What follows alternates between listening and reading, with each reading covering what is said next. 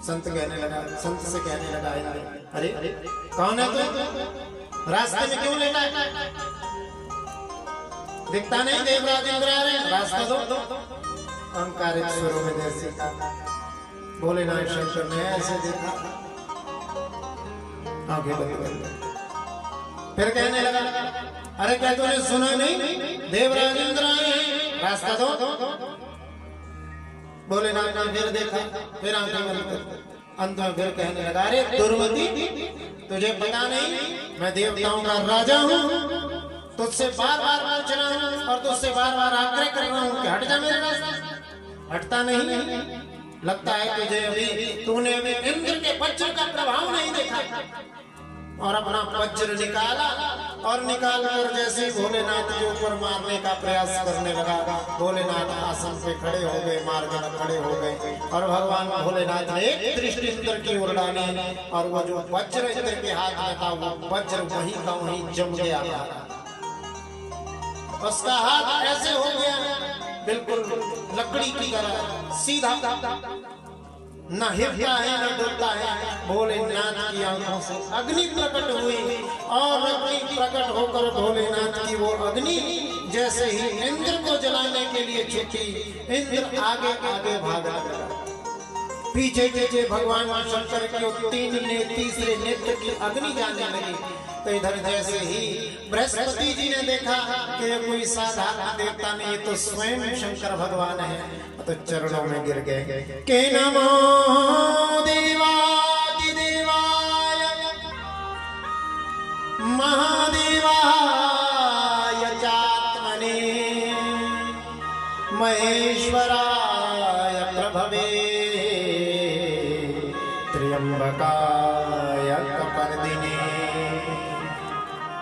के दीनानाथ विभवे नमो अंधक निषूदिने त्रिपुरगणाय शर्वाय नमो महेश्वराय। के हे महेश्वर, हे देवादिदेव, हे महादेव भोलेनाथ शंकर भगवान, मेरे इस शिष्य को क्षमा कर दीजिए, इससे भूल हो गई, ये भूल के कारण आपका अपमान कर बैठा। हे भोलेनाथ, हे प्रभु, हे देवताओं के देवता, हे कालों के काल महाकाल, आप मेरे इस शिष्य की रक्षा कीजिए। जीव जीव जीव, इसे जीवन दान दीजिए, इसे जीवन दान दीजिए। भोलेनाथ कहने लगे कि हे बृहस्पति, तुम्हारे ही कारण तुम्हारे शिष्य इंद्र को जीवन दान प्राप्त हुआ है। तुमने कहा जीव जीव, आज के बाद तुम्हारा एक जीव होगा। दैत्य गुरु बृहस्पति महाराज, देव गुरु बृहस्पति का एक नाम जीव भी है, तुम्हारा नाम जीव होगा। लेकिन हे बृहस्पति, अब मेरे आंखों से जो ये अग्नि निकल गई है, ये अग्नि ऐसी है जो धनुष से एक बार बाण छूट गया वो कभी वापस आता नहीं। जैसे मुख से जो शब्द छूट गया, चाहे वो कड़वा है चाहे मीठा है, जो शब्द एक बार छूट गया वो कभी वापस नहीं आता। ऐसे ही मेरे नेत्रों से जो अग्नि की ज्वाला निकली है, ये ज्वाला वापस नहीं आ सकती। अब आप बताओ इस ज्वाला का क्या क्या? बृहस्पति जी ने कहा क्या क्या अग्नि को समुद्र को दी।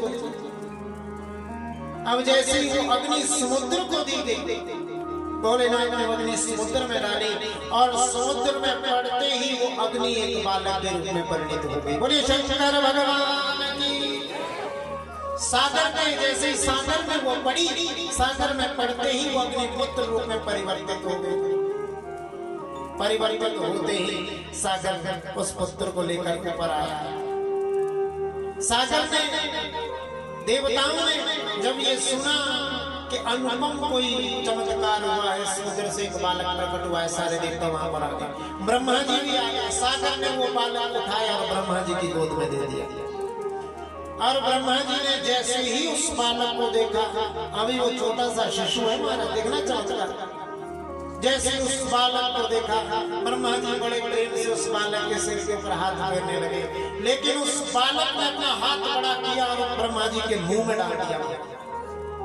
और जैसे ब्रह्मा जी के मुंह में हाथ डाला, कंठ तक जैसे जैसे हाथ पहुंचा ब्रह्मा जी की आंखों से जल बिंदु टपकने लगे और जैसे ही जल बिंदु टपकने लगे ब्रह्मा जी ने भगवान का स्मरण करते हुए हाथ बाहर निकाला और ब्रह्मा जी ने कहा कि बालक बहुत पराक्रमी है, इसने मेरे कंठ में हाथ डालकर मेरी आंखों से जल निकाला, इसलिए इसका नाम जालंधर हो जाए।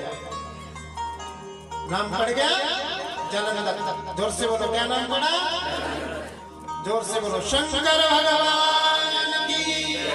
जैसे जालंधर नाम पड़ा, ब्रह्मा जी ने सारे संस्कार करके आशीर्वाद दिया। महापराक्रमी होगा, धैर्यवान भी होगा, गंभीर भी होगा, जीतने वालों में सर्वश्रेष्ठ होगा, इसको रण में कोई हरा नहीं पाएगा और जब तक इसकी पत्नी पतिव्रता रहेगी कोई इसका वध नहीं कर पाएगा। बोले शंकर भगवान की। दूसरा कोई इसका वध नहीं कर पाएगा सिवाय शंकर। साथ वरदान दे दिया और वरदान देने के बाद जैसे ब्रह्मा जी ने उस बालक को धरती पर रखा, वहां से देवता दृश्य हुए, वो अनुपम सुंदरता को बालक प्रकट हो गया, प्राप्त हो गया। जैसे ही वो बड़ा हुआ,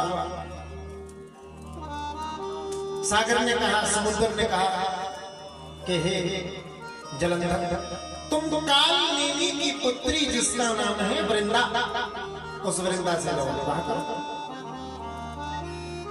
मेरी आज्ञा से मुझसे विवाह करने चले जाओ, पता बता दिया। अब जैसे ही जाने लगे थे उसी समय, देखो सुनना बात को ध्यान से, कथा अगर आपको छूट गई ना तो बीच में गड़बड़ हो जाएगी, फिर समझ में नहीं आने वाला, फिर आपका समझ में नहीं आएगा। एकाग्रता से एक चित्त भाव से सुनना, क्योंकि नई कथाएं है ना हमारा, तो थोड़ा बहुत गड़बड़ हो जाता है। भागवत वगैरह तो आप लोगों ने बहुत सुने, महाराज कहीं बीच में झटका भी आ जाए, इधर उधर का भी हो जाए, फिर भी कथा समझ में आ जाती है। लेकिन जो नई कथाएं हैं अगर वो छूट गई तो फिर वो रस भी चला जाता है, जब चला जाए रस तो जीव गया फंस। बोलो शंकर भगवान की। जोर से बोलो, शंकर भगवान की। क्या आप जब जोर से बोलते जब नहीं हंसे? अगर मैं कहूँ शंकर भगवान की,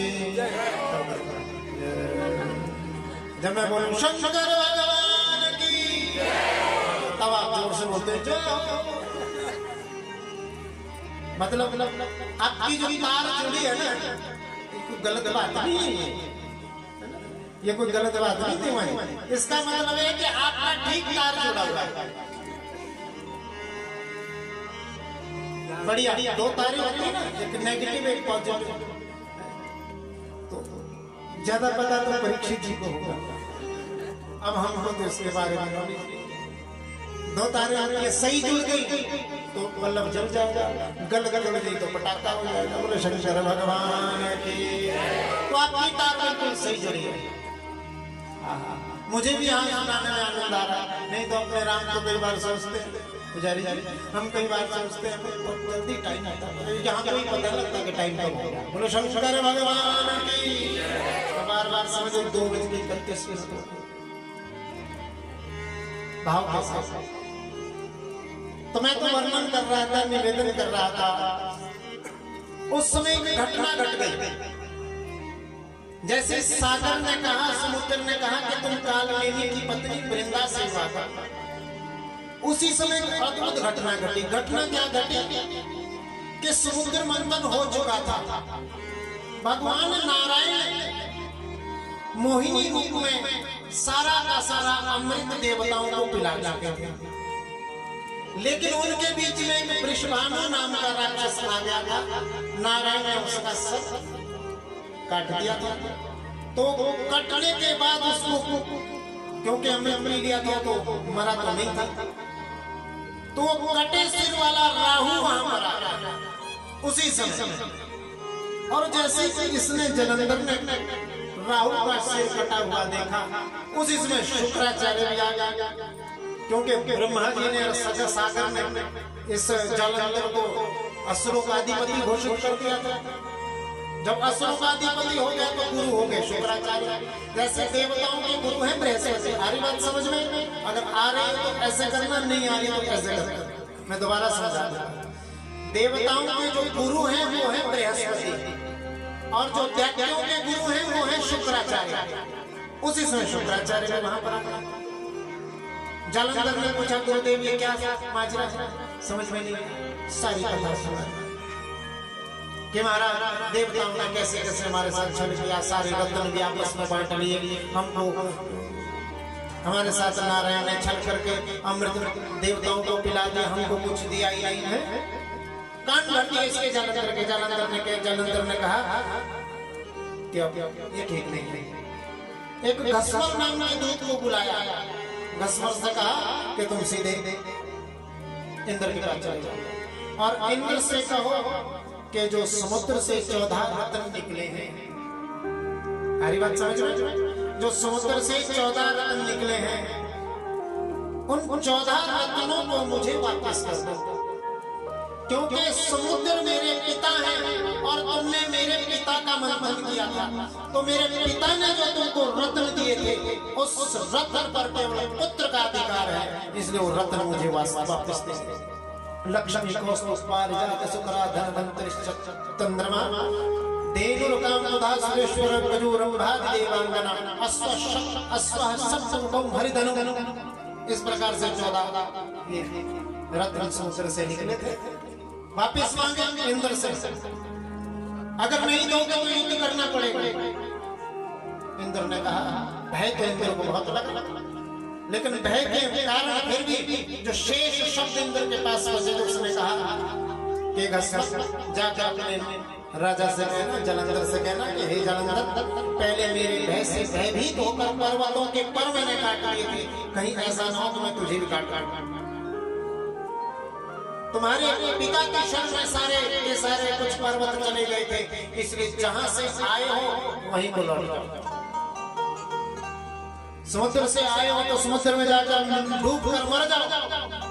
दूत ने सारा समाचार जालंधर को बताया। जालंधर भी महाराज नदी सेना लेकर इसने स्वर्ग पर आक्रमण किया। भयानक युद्ध दोनों के बीच होने लगा, छिड़ गया। ऐसा भयानक युद्ध महाराज इसमें वर्णन आता है कि जिन राक्षसों को देवता मारते, शुक्राचार्य मृत संजीवनी से उनको जिंदा कर देते। अब राक्षस जिन देवताओं को मारते तो बृहस्पति मृत संजीवनी बूटी लेकर आते पर्वत पर से, और द्रोणाचल पर्वत पर से बूटी लेकर आते देवताओं को जिंदा कर देते। जब अनंत वर्षों तक ऐसे युद्ध चलता रहा तो अंत में जालंधर से कहा शुक्राचार्य ने कि देवता भी जिंदा हो गए। बोले कैसे? देवगुरु बृहस्पति द्रोणाचल पर्वत से बूटियां लाकर संजीवनी बूटी बनाता है, देवताओं को देता है, ये जिंदा हो जाता है। आप ऐसा करो कि उस द्रोणाचल पर्वत को उखाड़ो। जालंधर गया, पूरा का पूरा द्रोणाचल पर्वत ही चक दिया। बोले शंकर भगवान, इतना शक्तिशाली, उठाया समुद्र में फेंक दिया।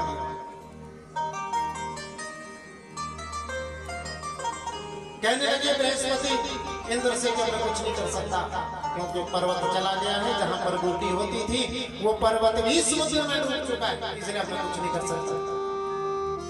सारे के सारे देवता घबराए और रण छोड़कर भाग गए। बोले शंकर भगवान की।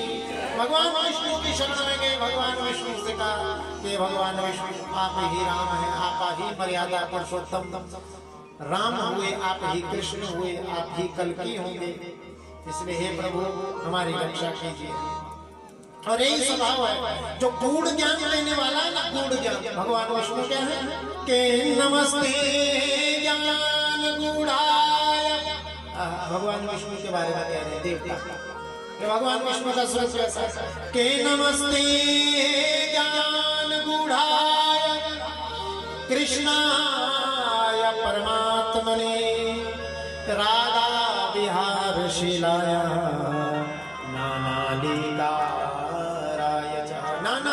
कराय च। भगवान विष्णु जो हैं, जो कृष्ण रूप में अवतरित होते हैं, वो ज्ञान के भंडार है, गूढ़ ज्ञान से युक्त है, अर्थात कृष्ण की लीला को हर कोई नहीं समझ सकता। ठीक बोल रहा हूं? कृष्ण की लीला को हर कोई समझ ही नहीं सकता। आजकल की नई नई क्या आपकी बात नहीं कर रहा जो यहाँ बैठे, कई नई पीढ़ी के कई बच्चे ऐसे हैं, कृष्ण करे तो लीला, क्या बात है। शास्त्र कह रहे हैं नमः ज्ञान गूढ़ाय, जिसका ज्ञान गूढ़ है, जिसको कोई समझ ही नहीं सकता, उसको आप समझने का प्रयास करेंगे ना। बुद्धि से समझ नहीं आता परमात्मा, हृदय से। दो तुलाएं हमारे पास तोलने के लिए, और ठाकुर जी ने भगवान ने दे रखी दो तुला, एक बुद्धि और एक हृदय। बुद्धि से संसार को तोलना, भगवान ने कहा बुद्धि से संसार तुल सकता है, लेकिन परमात्मा बुद्धि से नहीं तोला जा सकता। परमात्मा तो हृदय का विषय है। जिसने हृदय से तोला उसने पाया, मीरा ने पाया, सूरदास ने पाया, कबीर ने पाया, गुरु गोविंद सिंह जी ने पाया। जिन्होंने हृदय से तोला उसने पाया, लेकिन जिसने बुद्धि से तोला उसने गंवाया। इसलिए भगवान को यदि तोलना हो तो हृदय माध्यम है। बोले शंकर भगवान की, और परमात्मा से पुकार करो। क्या जहां ले चलोगे वहीं मैं चलूंगा, जहां माथे रख दोगे वहीं मैं रहूंगा, जहां ले चलोगे वहीं मैं चलूंगा, जहां ले चलोगे वहीं मैं चलूंगा, जहां नाथ रख दोगे, जहां नाथ रख दोगे वहीं मैं रहूंगा, जहां ले चलोगे वहीं मैं चलूंगा, जहां ले चलोगे वहीं मैं रहूंगा। ये जीवन समर्पित चरण में तुम्हारे, तुम ही मेरे सर्वस्व, तुम ही प्राण प्यारे। ये जीवन समर्पित चरण में तुम्हारे, तुम ही मेरे सर्वस्व, तुम ही प्राण प्यारे। तुम्हें छोड़कर किससे कहूँगा, जहाँ ले चलोगे वहीं मैं चलूँगा, जहाँ ले चलोगे वहीं मैं चलूँगा। न कोई शिकवा न कोई अर्ज़ी, कर लो करा लो तुम्हारी है मर्ज़ी। न कोई है शिकवा न कोई है अर्ज़ी, कर लो करा लो तुम्हारी है मर्ज़ी। कहना भी होगा, कहना भी होगा, तुम्हीं से कहूँगा, जहाँ ले चलोगे वहीं मैं चलूँगा, जहाँ ले चलोगे वहीं मैं चलूँगा, जहाँ ले चलोगे वहीं मैं चलूँगा। बोले शंकर भगवान की। आज भगवान से आठ स्वर से जब ये सारे प्रार्थना करने लगे देवता कि प्रभु अब तो रक्षा करो, अब तो रक्षा करो, बस अब कुछ नहीं हो सकता। उस जलंधर में सब कुछ और शुक्राचार्य की कृपा से मृत संजीवनी विद्या के प्रभाव से वो राक्षसों को जीवित करता जा रहा। हे भगवान विष्णु हमारी रक्षा करो। तो भगवान विष्णु अब युद्ध में आए हैं, और शिव पुराण कहता है कि 1 मौर्य वंशी राक्षसों को साथ लेकर। कौन से? मौर्य वंशी। अब इस स्थान से कहूंगा नहीं कौन से मौर्य वंशी। सबने सुन रखा होगा कि हमारे भारतवर्ष कैसे कैसे लोगों ने राज किया, तो उसमें मौर्य वंशी भी थे। इन सबको साथ लेकर आया, युद्ध होने लगा भगवान विष्णु से। ऐसा वर्णन आता है अनंत वर्षों तक युद्ध होता रहा, अस्त्रों से, शस्त्रों से। कभी भगवान विष्णु का धनुष काट देता, कभी भगवान विष्णु इसका धनुष काट देता, कभी ये भगवान की छाती पर लात मारता, कभी भगवान इसकी छाती पर लात मारता, कभी भगवान अपनी अमोघ गदा का प्रहार करते, कभी ये जालंधर अपनी अमोघ मुदगर का प्रहार करता। अंत में युद्ध करते करते बहुत समय बीत गया तो भगवान विष्णु इस पर प्रसन्न हो गए। भगवान विष्णु इस पर प्रसन्न हो गए। भगवान विष्णु ने कहा जालंधर का हे दैत्यराज, तुमने मुझे युद्ध में प्रसन्न कर दिया, मैं बहुत प्रसन्न हूँ। तेरे जैसा वीर मैंने नहीं देखा, मां क्या मांगता? जालंधर कहने लगा भगवान यही तो मैं चाहता था कि आप मेरे ऊपर प्रसन्न हो जाएं। आशीर्वाद दे तो भगवान, आप और माता लक्ष्मी आप दोनों नित्य नित्य मेरे घर में वास मेरे साथ रहिए। भगवान विष्णु ने सोचा ये क्या मैंने ले लिया सिर से पंगा। भगवान ने कहा था ना चाचा, और लक्ष्मी मैया सहित आज भगवान विष्णु जालंधर के घर में रहने लगे, महल में रहने लगे। देवता फिर बाहर गए। अब की बार फिर शंकर भगवान के पास गए। शंकर भगवान ने कहा कैसा करो? विष्णु कहाँ गए? भगवान मेरे आराध्य कहाँ गए? बोले वो तो ऐसे ऐसे महाराज जालंधर के घर में सेवा दे रहे हैं। बोले कैसे चले गए? बोले प्रसन्न हो गए थे, युद्ध के लिए वरदान मांगा। युद्ध के बाद उसने मांग लिया कि मेरे घर में आओ, घर में मेरे घर में बता। माता लक्ष्मी साथ में गई है, महाराज दोनों वहां पर बैठे। बोले अच्छा इससे तो अब की बार भोलेनाथ युद्ध करने के लिए आया। वर्णन आता है भोलेनाथ का युद्ध करने के लिए जैसे ही आए, भोलेनाथ ने कहा अपने गणों को भेज दिया युद्ध करने के लिए। गण भी जब हाथ कर उस जालंधर से वापस आए, भगवान फिर कैलाश पर आ गए। भगवान सोचने लगे कि इस जालंधर को कैसे हराया जाए। नारद जी ने कहा आकर भोलेनाथ, जब जैसे इसकी पत्नी का सतीत्व है तब तक इसे कोई युद्ध में हरा नहीं सकता। और दूसरा ये अमोघ इसके पास कवच है, जब जब इसके पास है इसको कोई युद्ध में हरा नहीं सकता। बोले अच्छा ठीक है। नारायण से गुहार लगाई तो नारायण भोलेनाथ के सामने प्रकट हो गए। बोले महाराज हमने आपको युद्ध करने भेजा था, आप उसके घर में ही रह गए। बोले महाराज मैंने इसलिए जालंधर को नहीं मारा क्योंकि एक तो वो आपकी पत्नी का भाई है, मेरी पत्नी का भाई है। दूसरा वो आपके तेज से पैदा हुआ है, इसलिए मैं उसे मार नहीं सकता।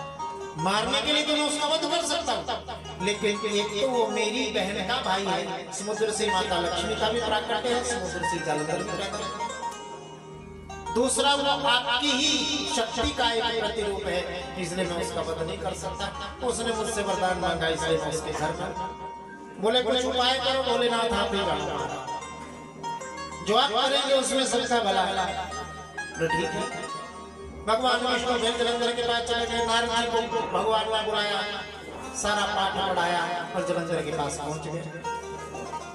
नारद जी ने कहा वाह वाह जालंधर क्या बात है, वाह इतना सुंदर तेरा घर, सारे रत्न तेरे पास, ऐरावत तेरे पास, सारा वैभव तेरे पास। मैं तो त्रिलोकी में सारा वैभव देखते रह रहा हूँ। मैं सोच रहा था कि जालंधर के पास में कुछ वैभव होगा। जालंधर मुझे आनंद आ गया तेरे वैभव को देख के, बस एक चीज की कमी है। बोले क्या? बोले तेरे घर में सारा धन है पर तेरे घर में स्त्री धन नहीं है। बोले महाराज मेरी पत्नी वृंदा। बोले ना, जैसा स्त्री धन शंकर भगवान के पास कैलाश पर है, पार्वती त्रिपुर सुंदरी, वैसा धन और किसके पास है? बोले कैसा धन? बोले जैसा धन कैलाश के पास, कैलाश में भोलेनाथ के पास है, वैसा धन अगर तेरे पास हो जाता तो तू शंकर से भी ऊपर था महाराज। अब जैसे ही का सुना पार्वती की माता पार्वती की सुंदरता के बारे में, तो महाराज पार्वती माता के बारे में सोचना शुरू कर दिया। राहु को दूत बनाकर भेज दिया भोलेनाथ के पास, और भोलेनाथ के पास दूत ने जैसे राहु ने कहा जो जो संदेश दिया तो भोलेनाथ को क्रोध आता। राहु ने कहा कि अपनी पत्नी जलंधर को सौंप दे। राहु कहने लगा मेरे स्वामी ऐसा क्या? भोलेनाथ को क्रोध उत्पन्न हुआ, और जैसे क्रोध आया, क्रोध के मारे भगवान शंकर की भ्रिकुटी के मध्य से एक विकराल पुरुष पैदा हुआ, और वो विकराल पुरुष जैसे ही राहु को खाने दौड़ा। विकराल पुरुष ने पूछा भोलेनाथ से, देखो किस चीज की उत्पत्ति हुई, समझाऊंगा ये कथा पूरी होने के बाद। जोर से बोलो शंकर भगवान की। जो विकराल पुरुष पैदा हुआ ना, पैदा होते भोलेनाथ ने कहा, भोलेनाथ से कहा मैं क्या करूं, मुझे बहुत भूख लगी है भोलेनाथ। भोलेनाथ ने कहा इसको खा ले, राहु को खा ले। और जैसे वो विकराल पुरुष राहु को खाने दौड़ा, राहु शंकर भगवान